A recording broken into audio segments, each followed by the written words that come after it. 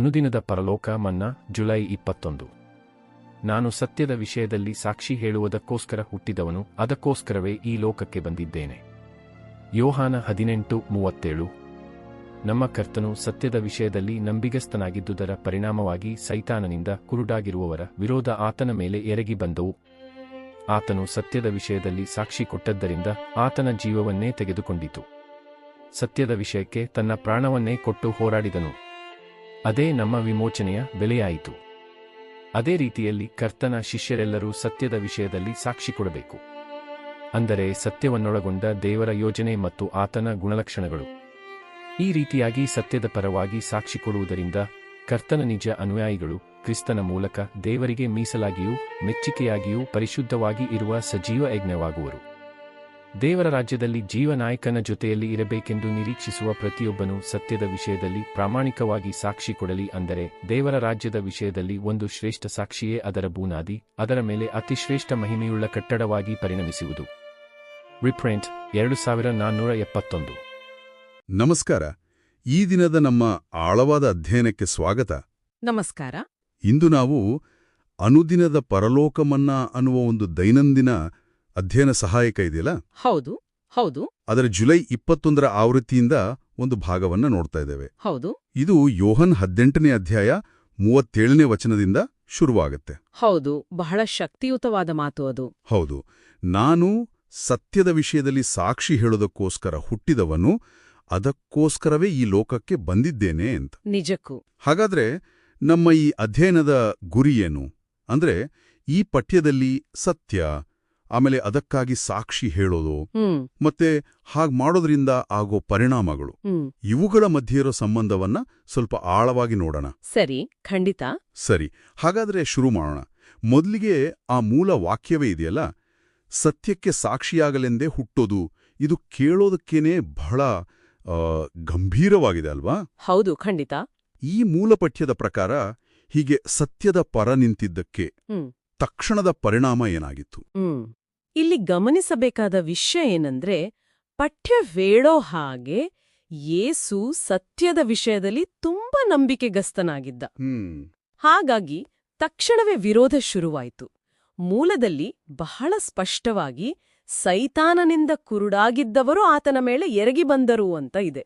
ಓ, ಅಷ್ಟು ನೇರವಾಗಿ ಹೇಳಿದೀಯಾ? ಹೌದು. ಇದು ಸುಮ್ನೆ ಏನೋ ಸಣ್ಣ ವಿರೋಧ ಅಲ್ಲ. ಕೊನೆಗೇನಾಯ್ತು ಅಂದ್ರೆ ಆತನ ಜೀವವನ್ನೇ ತೆಗೆದುಕೊಳ್ಳಲಾಯಿತು ಅಂತಾನೂ ಹೇಳುತ್ತೆ. ಅಬ್ಬಾ.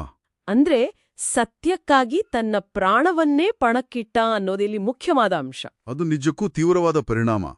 ಹಾಗಾದ್ರೆ ಈ ಥರ ಸತ್ಯಕ್ಕಾಗಿ ನಿಲ್ಲೋದು, ವಿರೋಧ ಎದುರಿಸೋದು, ತ್ಯಾಗ ಮಾಡೋದು, ಇದು ಕೇವಲ ಆ ಮುಖ್ಯ ವ್ಯಕ್ತಿಗೆ ಅಂದ್ರೆ ಕರ್ತನಿಗ ಮಾತ್ರ ಸೀಮಿತವಾ, ಅಥವಾ ಆತನ ಹಿಂಬಾಲಕರಿಗೂ ಇದು ಅನ್ವಯಿಸುತ್ತಾ? ಇಲ್ಲ ಇಲ್ಲ, ಪಠ್ಯ ಈ ವಿಷಯದಲ್ಲಿ ತುಂಬಾನೇ ಸ್ಪಷ್ಟವಾಗಿದೆ.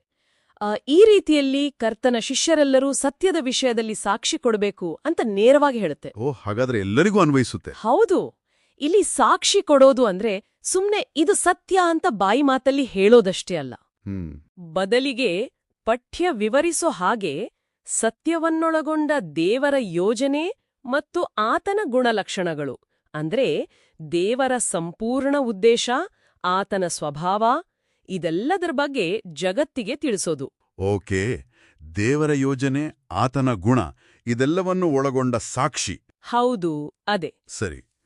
ಹಾಗಾದ್ರೆ ಒಬ್ಬ ವ್ಯಕ್ತಿ ಹೀಗೆ ಧೈರ್ಯ ಮಾಡಿ ದೇವರ ಯೋಜನೆಯ ಬಗ್ಗೆ ಸಾಕ್ಷಿ ನೋಡಿದ್ರೆ ಅದರ ಫಲಿತಾಂಶ ಅದೇನು? ಇಲ್ಲಿ ಸ್ವಲ್ಪ ಕುತೂಹಲ ಮೂಡುತ್ತೆ. ಹೌದು, ಇದು ಬಹಳ ಮುಖ್ಯವಾದ ಭಾಗ ನೋಡಿ.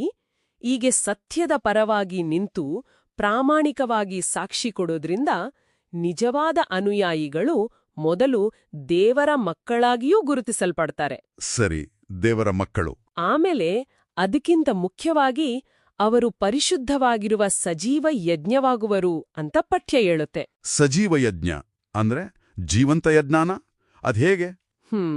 ಅದೇ ಯೋಚನೆ ಮಾಡ್ಬೇಕಾದ ವಿಷಯ. ಬಹುಶಃ ತಮ್ಮ ಜೀವನವನ್ನೇ ದೇವರಿಗೆ ಪೂರ್ತಿಯಾಗಿ ಕೊಟ್ಟುಬಿಡೋದು. ಸಂಪೂರ್ಣ ಸಮರ್ಪಣೆ. ಹೌದು. ಅಗತ್ಯ ಬಿದ್ರೆ ಕಷ್ಟ ನಷ್ಟಗಳನ್ನು ಅನುಭವಿಸೋಕೂ ಸಿದ್ಧರಿರೋದು. ಆದ್ರೆ ಜೀವಂತವಾಗಿದ್ಕೊಂಡೇ ಸೇವೆ ಮಾಡ್ತಾ ಇರೋದು. ಅರ್ಥ ಆಯ್ತು. ಇದನ್ನೇ ಬಹುಶಃ ಸಜೀವ ಯಜ್ಞ ಅಂತ ಹೇಳಿರಬಹುದು.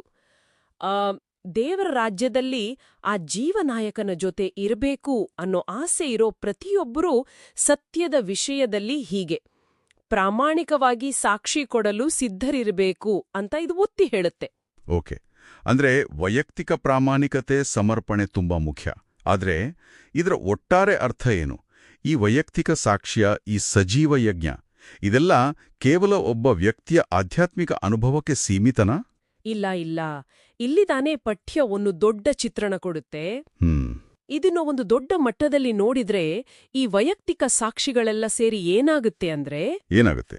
ಅದು ದೇವರ ರಾಜ್ಯದ ವಿಷಯದಲ್ಲಿ ಒಂದು ಶ್ರೇಷ್ಠ ಸಾಕ್ಷಿ ಆಗುತ್ತೆ ಅಂತ ಪಠ್ಯ ಹೇಳುತ್ತೆ. ಓ, ದೇವರ ರಾಜ್ಯಕ್ಕೆ ಸಂಬಂಧಪಟ್ಟಾಗೆ. ಹೌದು, ಅಷ್ಟೇ ಅಲ್ಲ, ಈ ಸಾಕ್ಷ್ಯವೇ ಆ ರಾಜ್ಯದ ಬುನಾದಿ, ಅದರ ಮಹಿಮೆಯುಳ್ಳ ಕಟ್ಟಡವಾಗಿ ಪರಿಣಮಿಸುವುದು ಅಂತಾನೂ ಹೇಳುತ್ತೆ. ಬುನಾದಿ, ಅಡಿಪಾಯ. ಹೌದು, ಅಂದ್ರ ಪ್ರತಿಯೊಬ್ಬ ವ್ಯಕ್ತಿಯ ಸತ್ಯನಿಷ್ಠೆ, ಆತನ ಸಾಕ್ಷ್ಯ, ಅದು ಕೇವಲ ಅವನಿಗೆ ಮಾತ್ರ ಅಲ್ಲ, ಅದು ಒಂದು ದೊಡ್ಡ ಶಾಶ್ವತವಾದ ದೈವಿಕ ಕಟ್ಟಡದ ಅಡಿಪಾಯವೇ ಆಗುತ್ತೆ ಅನ್ನೋದು ಇದರ ಒಳನೋಟ. ಇದು ನಿಜಕ್ಕೂ ಬಹಳ ಆಳವಾದ ಯೋಚನೆ. ಹಾಗಾದ್ರೆ ಈ ಅಧ್ಯಯನದಿಂದ ನಾವು ಮುಖ್ಯವಾಗಿ ಅರ್ಥ ಮಾಡಿಕೊಳ್ಬೇಕಾದ್ದೇನೆಂದ್ರೆ, ಈ ಪಠ್ಯದ ಪ್ರಕಾರ ಸತ್ಯಕ್ಕೆ ಬದ್ಧವಾಗಿರೋದು, ಅದಕ್ಕಾಗಿ ಧೈರ್ಯವಾಗಿ ಸಾಕ್ಷಿ ಹೇಳೋದು, ಆಮೇಲೆ ಅಗತ್ಯ ಬಿದ್ರೆ ಅದಕ್ಕಾಗಿ ತ್ಯಾಗ ಮಾಡೋಕ್ಕೂ ಸಿದ್ಧ ಇರೋದು, ಇವೆಲ್ಲ ಒಂದಕ್ಕೊಂದು ಬೆಸ್ತುಕೊಂಡಿವೆ. ಖಂಡಿತವಾಗಿ ಬೇರ್ಪಡಿಸಲಾಗದು. ಮತ್ತು ಇದೆಲ್ಲ ಸೇರಿ ಕೇವಲ ವೈಯಕ್ತಿಕ ಮಟ್ಟದಲ್ಲಿ ಇರದೆ ದೇವರ ರಾಜ್ಯ ಅನ್ನೋ ದೊಡ್ಡ ಚಿತ್ರಣದ, ಅದರ ನಿರ್ಮಾಣಕ್ಕೆನೆ ಸಂಬಂಧಪಟ್ಟಿದೆ ಅಂತಾಯಿತು. ಹೌದು, ಖಚಿತವಾಗಿ ಇದು ವೈಯಕ್ತಿಕ ನಂಬಿಕೆಯನ್ನ ಒಂದು ಕ್ರಿಯಾಶೀಲವಾದ ಅಡಿಪಾಯ ಹಾಕೋ ಕೆಲ್ಸವಾಗಿ ನೋಡುತ್ತೆ. ಆದ್ರೆ ಇದೊಂದು ಮುಖ್ಯವಾದ ಪ್ರಶ್ನೆಯನ್ನೂ ಹುಟ್ಟುಹಾಕುತ್ತೆ ಅಲ್ವಾ? ಏನು? ಈ ಮೂಲ ಪಠ್ಯ ಸಜೀವ ಯಜ್ಞ ಆಗೋದ್ರ ಬಗ್ಗೆ ಹೇಳ್ತಲ್ಲ. ಹೌದು. ನಮ್ಮ ಇವತ್ತಿನ ಕಾಲದಲ್ಲಿ, ಅಂದ್ರೆ ಸಮಕಾಲೀನ ಜೀವನದ ಸಂದರ್ಭದಲ್ಲಿ, ಈ ಸಜೀವ ಯಜ್ಞ ಅನ್ನೋ ಪರಿಕಲ್ಪನೆಯ ನಿಜವಾದ ಅರ್ಥ ಏನಾಗಿರಬಹುದು? ಒಳ್ಳೆ ಪ್ರಶ್ನೆ. ಮತ್ತು ಅಂಥ ಪೂರ್ತಿ ಬದ್ಧತೆಯನ್ನ, ಅಂದ್ರೆ ಪ್ರಾಣವನ್ನೇ ಪಣಕ್ಕಿಡೋ ಮಟ್ಟಿಗೆ ಸವಾಲು ಹಾಕುವ ಆ ಸತ್ಯ, ಅದರ ನಿಜವಾದ ಸ್ವರೂಪ ಏನು? ಇದು ನಾವೆಲ್ಲರೂ ಬಹುಶಃ ಆಲೋಚಿಸಬೇಕಾದ ವಿಷಯ. ಖಂಡಿತವಾಗಿಯೂ ಇದು ಮುಂದಿನ ಚಿಂತನೆಗೆ ಒಂದು ಒಳ್ಳೆಯ ವಿಷಯ.